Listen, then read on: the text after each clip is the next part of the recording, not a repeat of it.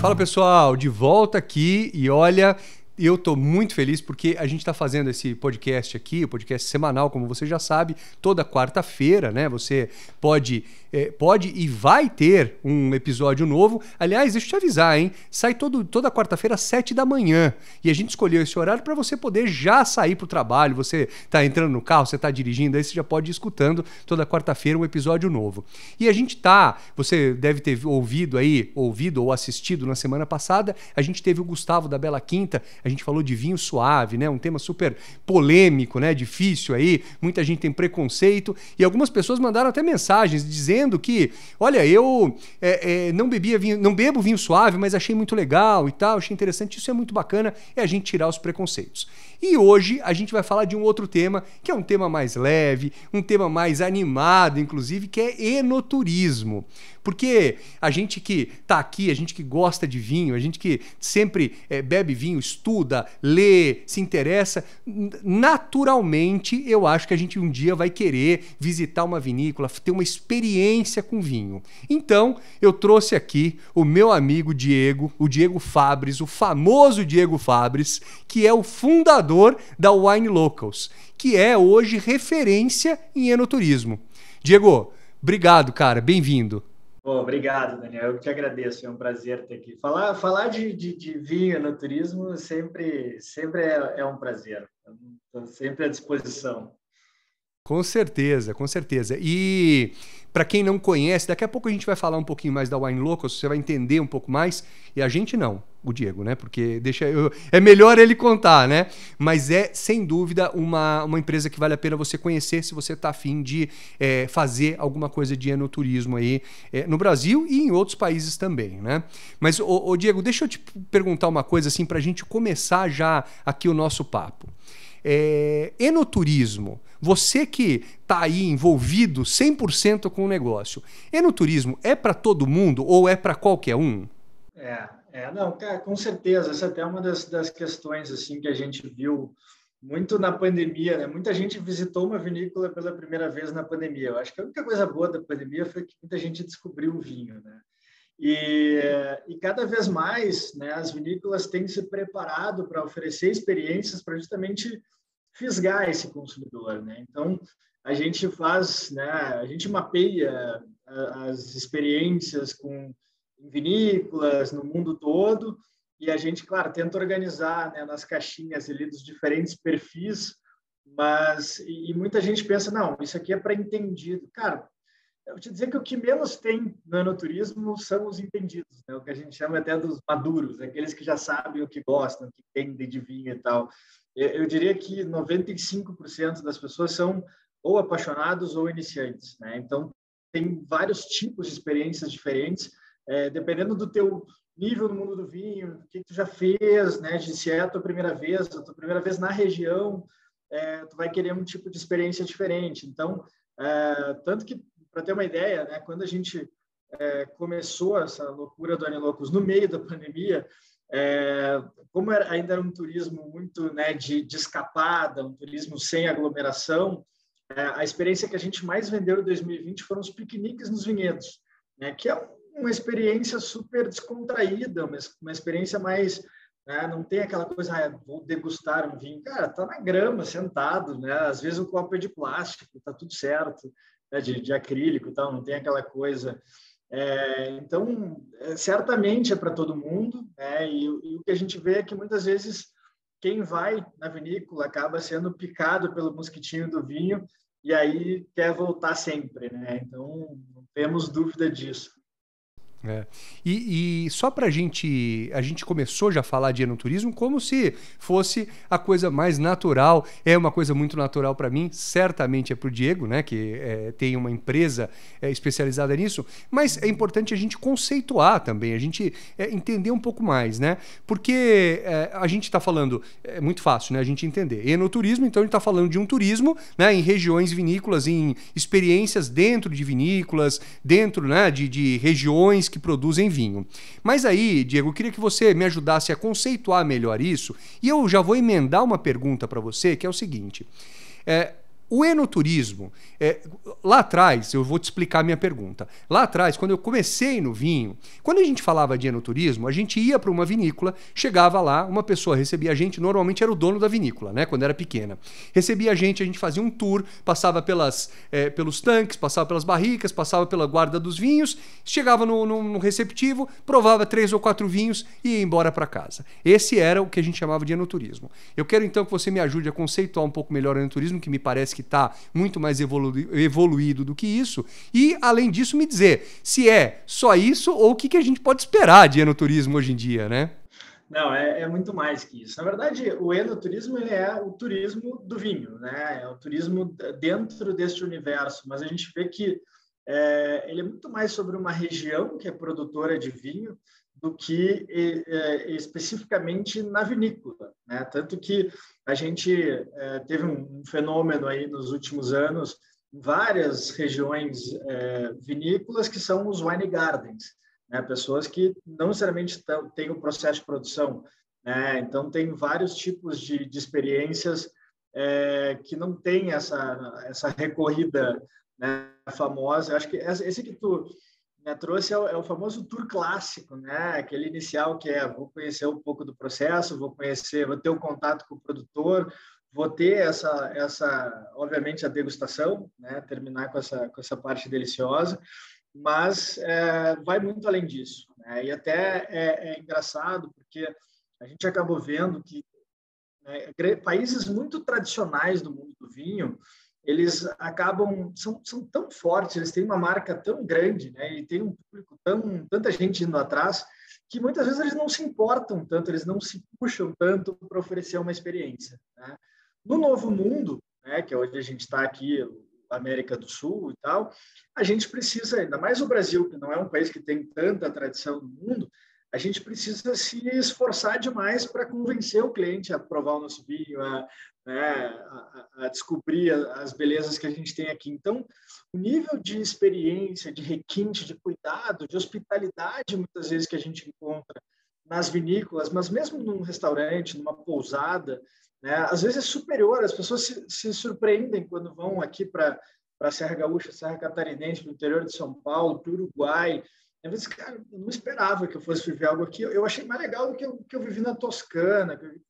A gente vê beleza em tudo, né? Mas com certeza tem muitos tipos de experiências, né? Então tem a gente até começou mapeando, né, os comportamentos. A gente viu que geralmente quando é a primeira vez que uma pessoa vai numa vinícola ou numa região vinícola, ela acaba buscando aquelas maiores vinícolas mais tradicionais, né? Ela quer fazer esse passeio de conhecer o processo, de entender, né, ver os tanques, ver as barricas, ver as pupitres, ver, né, toda aquela coisa e, claro, degustar vinhos, né?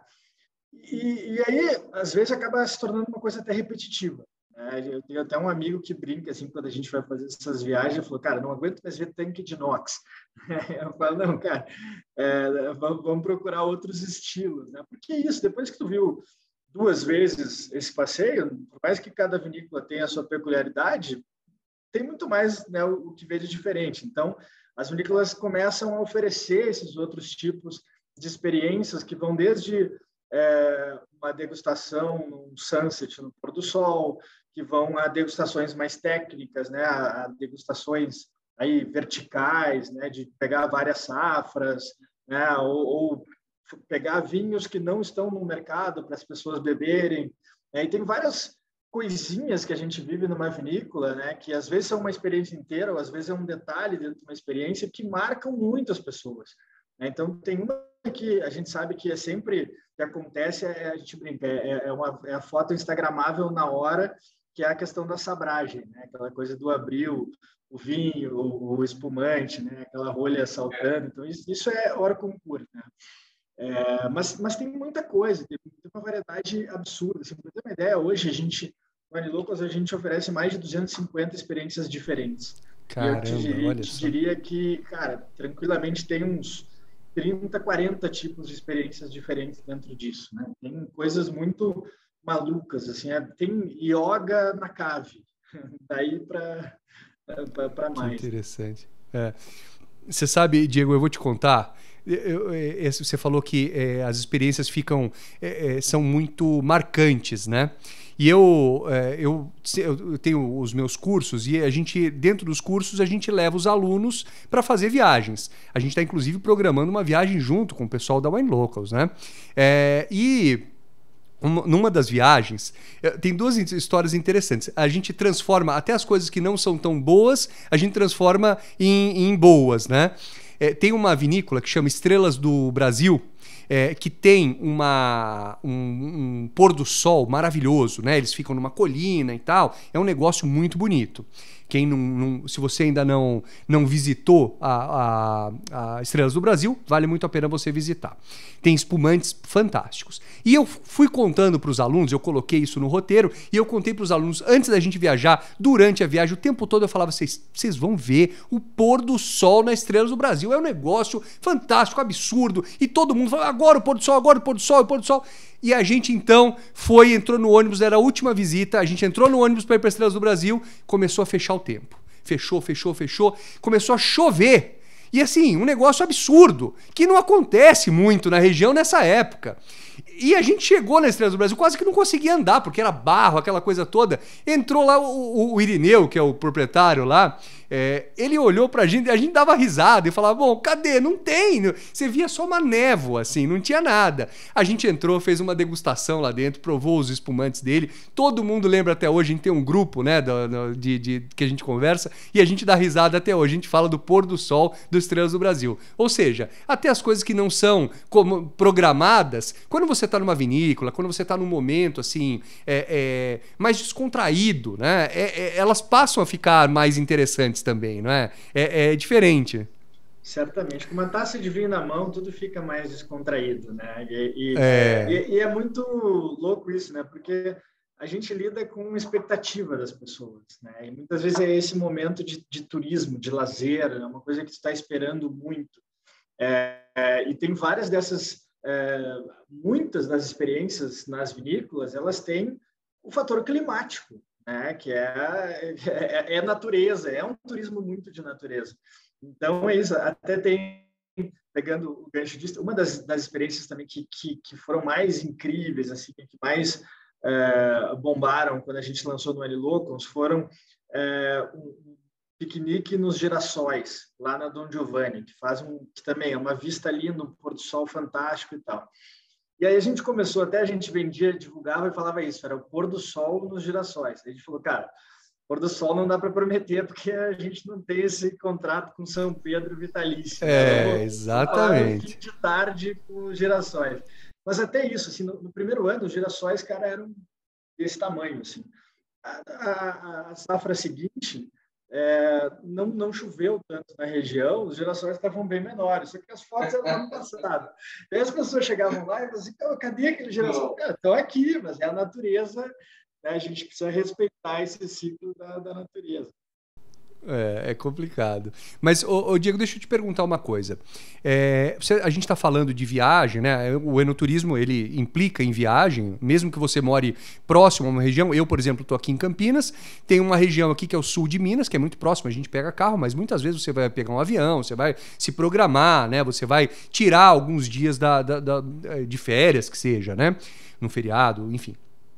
Hoje, assim, né, de uma forma geral, você acha que dá para viajar, dá para conciliar o enoturismo com a família toda? E principalmente, aí é uma pergunta pessoal, dá para levar filhos pequenos nesse turismo? Eu tenho um filho de 8 e um de 5. Né? São crianças, eles têm outros interesses. Eu tenho interesse no vinho, minha esposa também gosta, mas não trabalha com isso. Mas eu sempre fico pensando se dá para a gente conciliar. Como é que dá para a gente fazer isso? Você acha que é possível a gente juntar essas duas, toda a família em torno do enoturismo? Sim, sim. Essa é uma dúvida constante, não é só tua, Daniel. Porque muitas vezes um turismo com uma bebida alcoólica, então ele é sempre, né, mais complexo. Assim. Tem muitas vinícolas que não querem as crianças, e elas deixam bem clara para a gente, tipo, cara, aqui até porque muitas vezes é uma indústria, tem garrafa, tem vidro, tem taça, tem processo, tem caminhão passando, né? Então, tem realmente lugares que não são propícios, né, para isso.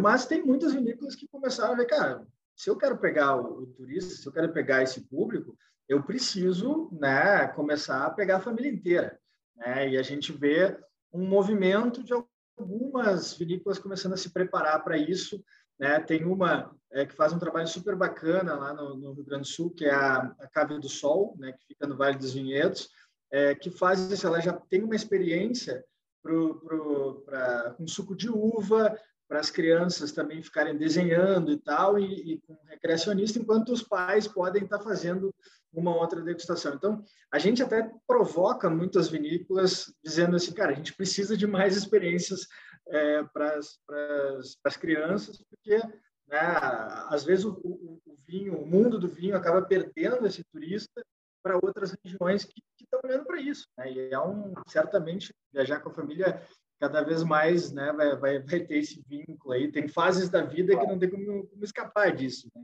Então, mas não assim, ainda é muito aquém do que a gente acha que pode ser para receber a família toda. Tem lugares, mas em geral não é o turismo mais receptivo do mundo para isso, sendo muito sincero. Assim, a gente tem visto, mas claro, muitas vezes nessas próprias regiões sempre vai ter, né, um parque de aventura, algo com a natureza, né? As pousadas estão recebendo isso muito bem, mas ainda tem um chão assim para trilhar, não só no Brasil, em vários lugares a gente vê, assim, a gente teve em Mendoza agora, não é nem um pouco receptivo para a criança também. Não é. Fica a dica para as vinícolas, né? Então, mas... é uma grande oportunidade. E um outro ponto que eu acho importante a gente frisar, que a gente contar, você falou que não é pôr do sol agora, é entardecer com os girassóis, né? Que é na vinícola Dom Giovanni, não é? E aí você me lembrou de um ponto muito legal do enoturismo, que, se possível, para quem puder fazer, fica aí a minha dica, o Diego pode complementar, se você tiver a oportunidade de se hospedar numa vinícola. É uma outra, um outro ar, um outro momento. É muito legal. Eu vou dar o exemplo, por exemplo, do Sul. Você pode ir lá para o Sul, para Bento Gonçalves. Lá tem ótimos hotéis, você pode se hospedar muito bem. Hotéis para família, inclusive. Você fica num quarto ótimo e tal. Mas você ficar na pousada da Dom Giovanni, que fica no vinhedo ali, né? Você acorda e olha, depois eu vou contar uma história de Bordeaux minha, que foi um negócio quase assim, eu achei que eu não saía daquela. Eu fiquei preocupadíssimo na época, mas enfim. Mas lá na Dom Giovanni não vai acontecer isso, né? Mas é uma pousada, um casarão antigo que eles, né, conservam super bem, quartos maravilhosos, deliciosos, que você acorda no meio do vinhedo. É outra coisa, né, Diego? É a melhor sensação que tem, né? A Dom Giovanni tem uma pousada lindíssima, né? E eu várias vezes essa coisa de acordar, abrir a janela e dar de cara com o Parreiral, né? É uma coisa realmente que marca muito, né? Tem várias, né, incríveis. A gente recentemente a gente ficou na Vinícola Lateira em Santa Catarina, que também tem uma pousada de cinema, assim, e aí tá tomando ali banho de piscina, vendo, né, as uvas ali do teu lado.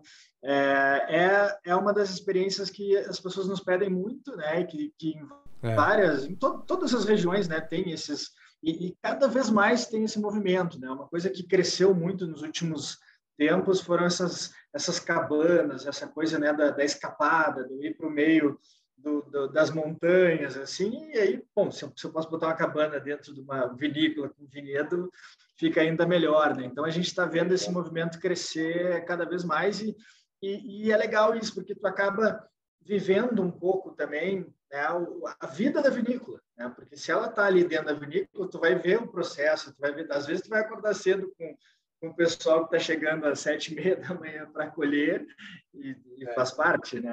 Mas é uma experiência muito legal também. E o mais legal é que lá a gente estava falando aqui da Dom Giovanni, a Dom Giovanni ele já tem o espumante no café da manhã. Então, quem quiser começar cedo já quem conseguir já pode. É verdade. Você sabe que o Gustavo, nosso produtor aqui, que ele acabou de casar, ele tá aqui só anotando, tô vendo que ele tá aqui prestando atenção no negócio, e eu sei que a esposa dele escuta esse podcast, então ele tá ferrado que ele já vai ter que se organizar aqui para fazer essas viagens aqui. Eu vou depois passar o site da Wine Locals, ele vai ter que ir atrás, porque já era, ele já vai ter, já tem uns 3 passeios que ele vai ter que fazer com a esposa dele aqui agora, não vai ter jeito. Pode dizer para a esposa dele nos chamar que a gente vai achar uns mais caros para ele. Boa, boa. Mas você sabe que deixa eu contar uma história, cara. Acho que uns 10 anos atrás, eu fui para Bordeaux e a gente não tinha celular com GPS, tinha um GPS aquele do carro, aquele pequenininho, né, que a gente levava. Inclusive levei o meu e tal. E eu aluguei um carro lá e tal, né? E aí eu tinha que chegar numa vinícola em Bordeaux de um amigo meu. Na verdade, era de uma amiga de um amigo meu, que é produtor. Ela falou: olha, ela tem uma casa, né? No vinhedo e tal, que ela não tá usando. Você pode ficar, eles fazem café da manhã, é para hospedagem e tal. Tá bom. Aí a gente acertou lá, eu paguei para ela e tal. E eu botei no GPS. Quando eu olhei no GPS, cara, só tinha quadradinhos verdes, assim, e o caminho. E chegava num pontinho. Eu falei, meu, isso aqui não é possível, chegar no meio do mato. E tava anoitecendo. E a gente foi andando, chegamos. Só vinhedo. E chegamos lá, tinha um casarão. Aqueles casarões de Bordeaux, bonitos, né? Parecia um castelinho. A gente chamou até de castelinho, eu e minha esposa. Chegamos lá, não tinha ninguém, cara. Ninguém. E aí tentamos abrir a porta, não dava, tinha um papelzinho embaixo escrito meu nome, Daniel. Eu falei, meu Deus, isso aqui tá parecendo um filme de terror, cara. Aí eu peguei o papelzinho, estava escrito lá, olha, pegue a chave, em inglês, né, mano? Pegue a chave atrás da porta, sei lá o negócio. Eu fui lá, tinha a chave lá pra mim e tal. Falei, cara, isso aqui não vai dar certo, bicho. Eu vou entrar nisso aqui. Aí eu abri uma porta, aquele casarão, só a gente lá dentro. Falei, meu Deus, os caras vão matar a gente aqui, cara. Eu vou fechar a porta à noite, vão vir com uma faca e vão esquartejar a gente aqui no lugar, né? Pra piorar, a gente de repente tava andando, pula um gato, bicho. O maior gato que eu já vi na minha vida. E no dia seguinte eu soube que o nome do gato era Dino, porque parecia um dinossauro mesmo aquele negócio. Não sei que raça que era aquilo. E ele veio, mas era um gato dócil, brincou com a gente, ele ficou, tal, queria dormir na minha cama e tal. Eu sei que assim, na hora a gente ficou apavorado, porque a gente falou, meu Deus, estamos no meio de um vinhedo em Bordeaux, a gente não tinha celular, o celular não pegava, né? Era só o GPS ali e tal. E a gente falou, bom, agora vamos dormir, sei lá, o que vai ser, mano? No dia seguinte tava com café da manhã lá, tinha uma pessoa fazendo, deu tudo certo, tô aqui até hoje, né? Não fomos esquartejados, mas mesmo naquela situação, né, a gente até hoje lembra de uma super experiência. É claro que isso é uma situação extrema, que a gente sabe que é muito difícil disso hoje acontecer, né? Hoje você vê as informações e tal, você pega uma empresa como a Wine Locals, por exemplo, você, né, tem o cara emite o ticket lá para você, tem o nome, você pode ligar para o número se você tiver problema, tem todo o negócio. Mas ainda assim, essas experiências com o enoturismo são muito marcantes, né? Isso que é muito gostoso, né? Não, e assim, eu não conheço ninguém que goste de visitar vinícolas, vinhedos, que goste de vinho, que nunca tenha se perdido no meio dos vinhedos, numa estradinha de terra lá, que ficou sem sinal, porque às vezes até isso é o que a gente lembra, né? É o que nos marca. Assim. Eu me lembro uma vez, eu estava na região de Champagne, com o GPS do carro também, e lá pelas tantas ele mandou pegar a esquerda, eu obedeci, e eu entrei no meio dos vinhedos, era vinhedo de um lado, vinhedo do outro, não era uma estrada, era aquela, né, passava só o trator ali, e aquilo marca muito, né? A gente fica, putz, olha onde é que eu tô, talvez eu seja preso ou tome um tiro aqui de um produtor louco, mas é uma experiência marcante. E no final, na hora a gente fica um pouco preocupado, mas depois dá tudo certo, né? Claro que, como você falou, hoje em dia, você estava lá com o GPS, não pegava e tal. Hoje em dia está tudo mais fácil com a tecnologia, né? Tá tudo mais bacana. Uma pergunta importante. Para o enoturismo hoje, o que eu vejo, muita gente me pergunta, fala assim, mas eu vou para o sul, ou vou para Mendoza, ou vou para o Chile e tal. Quais vinícolas visitar? Eu sempre dou uma dica, que eu queria, né, que você me ajudasse nisso, que é o seguinte, mais do que dar dicas de vinícolas, de lugares para visitar, é você antes ver se a vinícola recebe turista e agendar isso, né? Porque já aconteceu comigo, bem lá atrás, quando eu não sabia disso, eu cheguei numa vinícola e eles falaram, olha, você pode sim fazer o tour, só que ele sai de hora em hora, acabou de sair um, você tem que esperar mais uma hora aqui, né? E vamos ver se tem vaga, porque as pessoas compraram antes. Então, é importante se programar, não é simplesmente ir para uma região, né? E vamos dirigindo né? E encontrando vinícolas, né? Não, isso cada vez menos, né? É algo que não interessa a região, com o crescimento do enoturismo, as pessoas precisam se agendar. Se a gente diz hoje, se você for sem se agendar e tentar bater na porta, vai conseguir fazer talvez 10% e talvez não consiga fazer nada num dia, dependendo da época do ano, né? Porque na alta temporada, esquece, né? É impossível, assim, muito até a pandemia fez com que muitas vinícolas mudassem essa forma de porteira aberta que a gente fala, de precisar se organizar para não ter aglomeração, para ter, né, uma ordem e tal, para ter a quantidade de pessoas correta. Então, isso mudou drasticamente nos últimos 3 anos, e só vai piorar, aliás, melhorar, né? Porque eu acho que a gente se organizando um pouco mais, primeiro que a gente gosta que a viagem já começa quando a gente está procurando, né? Já começa a sonhar, a expectativa e tudo mais, mas é fundamental e tem algumas experiências mais concorridas, alguns lugares mais concorridos, que assim é coisa de reservar com 1, 2 meses de antecedência, né? Então, claro, tem muitas opções, sempre vai ter a coisa de última hora, mas para viver aquilo que quem gosta, quem pesquisa e quer viver as coisas mais bacanas, é bom se programar e se programar com o máximo de antecedência. Com certeza. Diego, eu estava falando no começo do nosso podcast que eu conheci a Wine Locals há pouco tempo, conheci de uma forma muito bacana, porque eu tive numa vinícola em que eu cheguei lá para fazer uma degustação e eles me perguntaram, você veio pela Wine Locals? Eu falei, não, eu vim por mim mesmo, né? Fiz esse esquema que a gente falou que não deve ser feito, né? Que não se faz, dei sorte, porque poderia ser que eles dissessem, não tem vaga, né? Por sorte tinha, mas não é legal fazer. E lá, enquanto eu fazia a degustação, eu vi o pessoal só falando, é Wine Locals. Eu falei, deixa eu ver quem são esses caras. E a gente, então, desde então, né, tá aí juntos, são grandes parceiros nossos aqui. A gente vai fazer uma viagem com os alunos. Mas eu queria que você contasse um pouco mais pra gente. A Wine Locals é especializada em experiências de enoturismo, é isso? Só no Brasil? Ou você tem em outros países também? Não. A Wine Locals é uma plataforma de experiências do mundo do vinho. A gente tem conteúdo e venda das experiências, né? Então, a gente produz muito conteúdo também, justamente para ajudar as pessoas a encontrarem o que elas querem. Então, a gente tem o Guia Wine Locals, com o guia da Serra Gaúcha, da Serra Catarinense, do Uruguai e tal. A gente começou pelo enoturismo, né? Hoje é a maior plataforma de enoturismo do Brasil, vendendo essas experiências em mais de 100 vinícolas no Brasil. Depois a gente expandiu para outros países. Hoje a gente também está no Uruguai e no Chile, né? A gente no Uruguai começamos no ano passado já com a Vindima da Garzón, um evento incrível, né? O Daniel já foi lá no evento da Francis Mal, uma daquelas grandes experiências. Depois, hoje a gente vende mais de 10 vinícolas e hotéis também, né? Para se hospedar nessa pegada que a gente vinha falando. E a gente acabou de abrir o Chile. Então, estamos numa expansão, o próximo destino é a Argentina, né? Mas a gente até tem esse cuidado de, cara, vamos fazer bem feito, né? Todas as vinícolas que a gente divulga e vende são vinícolas que a gente viveu a experiência. Então, a gente faz esse trabalho de curadoria, de vivência, né? Até de identificar, cara, isso aqui é mais para esse público, isso aqui é mais para aquele, para ter esse direcionamento.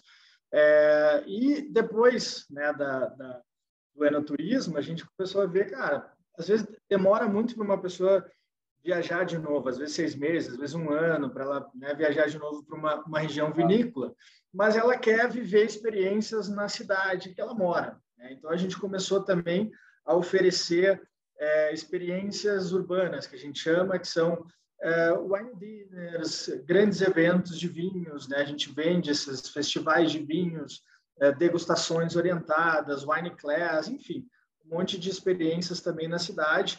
A gente brinca, onde tiver alguém tomando vinho que se configure uma experiência, a gente está lá para fazer conteúdo, para vender isso, para ajudar a levar essa cultura. Mas, né, assim, o enoturismo é o nosso carro-chefe, onde a gente hoje mais está trabalhando mais forte e conseguiu aí se posicionar muito, muito bem nesse mercado. E o legal é isso, né? A gente vendo hoje o Brasil, a primeira qualidade do que a gente tem hoje no Brasil em enoturismo, que é realmente surpreendente, a gente leva muita gente. Imagina que em menos de 3 anos que esse negócio existe, a gente já levou mais de 180 mil pessoas para viverem experiências com vinho.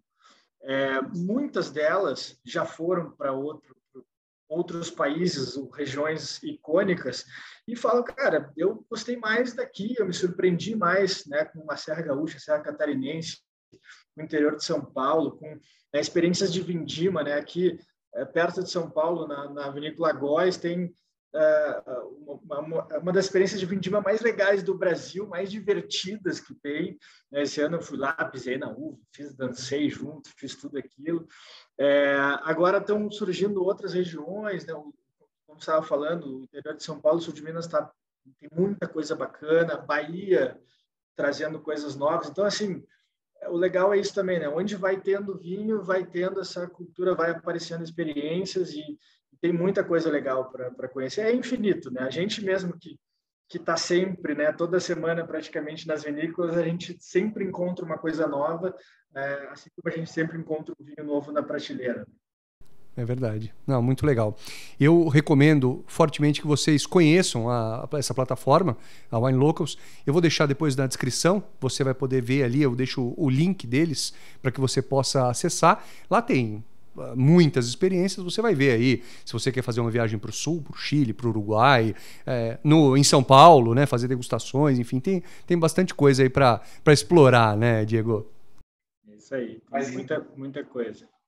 É isso aí. Bom, eu quero te agradecer o teu tempo aí. Eu sei que vocês aí estão sempre com muitas coisas para fazer, muitas vinícolas, como você disse, o trabalho é infinito, porque tem realmente muita coisa a se preparar. É fato que o enoturismo no Brasil e na América do Sul está se desenvolvendo bastante, está se desenvolvendo muito rápido também. A gente vê uma grande mudança. Se você que está aí assistindo a gente viajou 10 anos atrás para alguma vinícola, se você fizer uma viagem esse ano, você vai ver que mudou. Olha, mudou drasticamente, viu? É uma coisa realmente impressionante. Esse pessoal da Wine Locals está fazendo um belíssimo trabalho, vale a pena vocês conhecerem.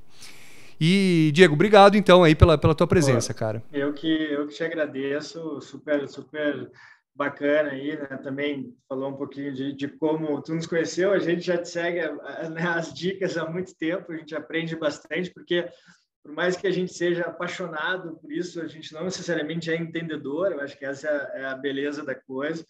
E a gente está super feliz aí com as parcerias, com os projetos, né? E super feliz de ter trocado essa ideia aqui com vocês. Estamos sempre à disposição aí. Maravilha, muito obrigado. E você já sabe, a gente tem um episódio semanal, toda quarta-feira, às 7 da manhã. Você recebe no seu tocador de podcast ou no YouTube, se você quiser acompanhar, youtube.com/vinhos de corte. Você vai poder assistir lá, deixa seu comentário, manda sua pergunta. Se tiver alguma pergunta para o Diego ou alguma pergunta sobre enoturismo, pode mandar também, que eu encaminho, ele me responde e a gente vai conversando, tá bom? Gente, muito obrigado e até semana que vem. Obrigado, Diego. Valeu, abração.